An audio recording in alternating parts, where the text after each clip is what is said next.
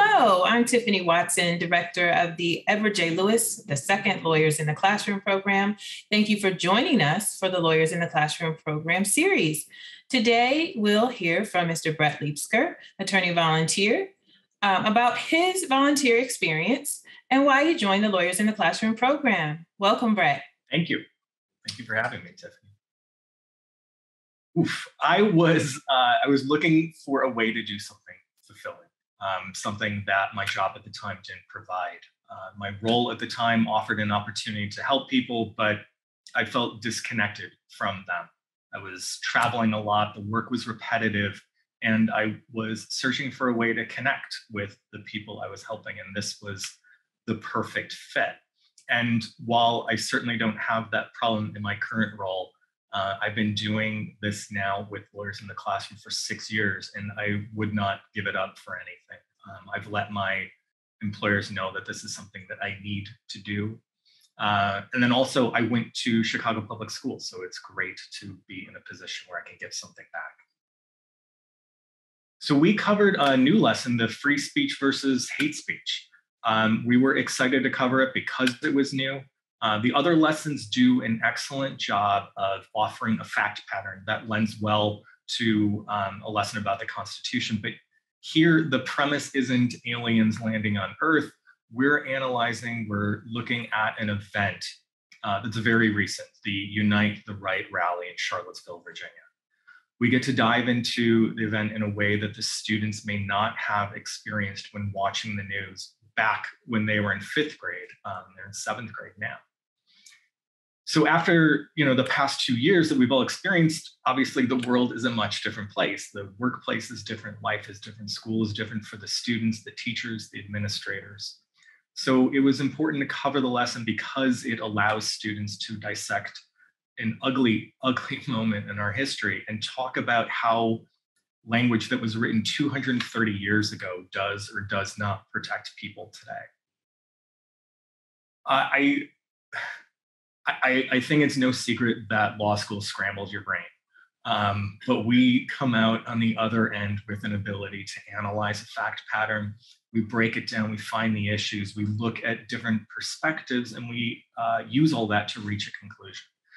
And I think it helps the students to hear how that's a process that I use daily and many attorneys use daily. So part of my job is writing, interpreting, and enforcing workplace policies. And to do that, I need to work through the same analysis that the class went through during this lesson. The lesson required the students to break up into 3 groups, and one of those groups had to take the side of the protesters and argue why they had a right to protest under the First Amendment. We discussed whether the language used fell into a category of free speech or hate speech. And that's not an easy task for most adults, but Ms. Rocan's class knocked it out of the park. I find the benefit a couple ways. One, at work, I lead a lot of difficult conversations, whether it's leading union negotiations between our unions in the university, or sitting in and leading disciplined conversations with employees. But after working a room full of 7th graders, I've got the confidence. I could walk into any room and be able to handle it. But most of all, it fills the void that I felt 6 years ago. In my role here at the University of Chicago, I get to help in a small way, brilliant people do amazing things that will solve important problems that's going to impact society well beyond my lifetime. I walk away from my interactions with my colleagues here at the university feeling proud and fortunate that I'm in a position to help. And I get that same exact feeling every time I leave Ms. Rocan's classroom. She is an inspirational teacher, and I was very lucky to be paired up with her.